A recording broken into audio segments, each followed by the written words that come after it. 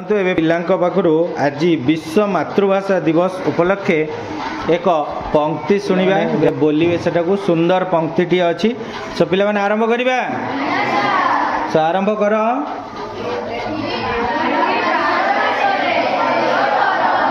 एठी 12 मासरे सबु लागे धान बिल रे पवन भी मन लभा एठी गछरे कोइली एठी बासी पखाल भी मु गर्वरे कहबी तले आमे गर्वरे कहबा आमे कोन सो आज होची फेब्रुआरी 21 तारीख जहाँकि आम विश्व मातृभाषा दिवस से आमर स्वभाव कवि जी थे गंगाधर मेहर सी पंक्ति रे गोटे लिखिंट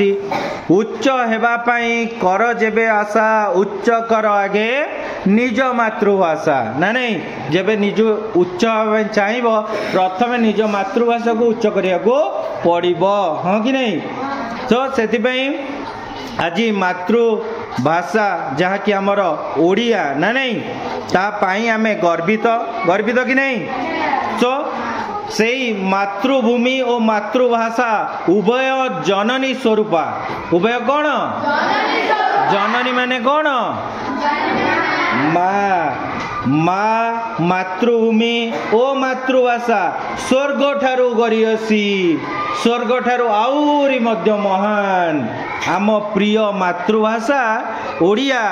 से एक असाधारण और अनन्य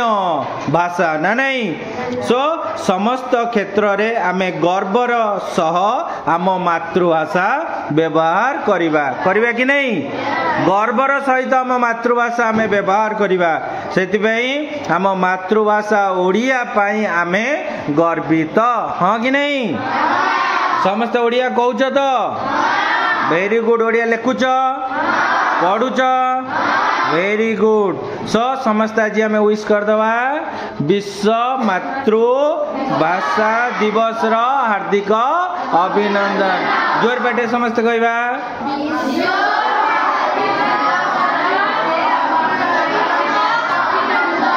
मो सांगे रे विश्व मातृभाषा दिवस रो अनेक अनेक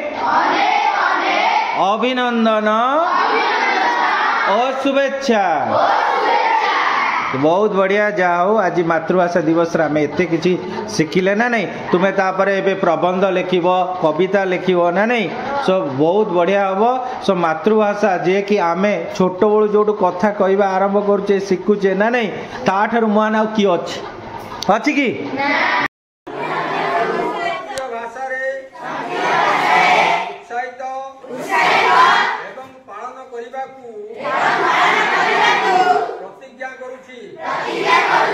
दैनंदिन जीवन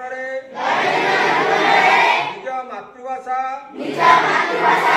व्यवहार करी अन्य मानकु मोर भाषा सह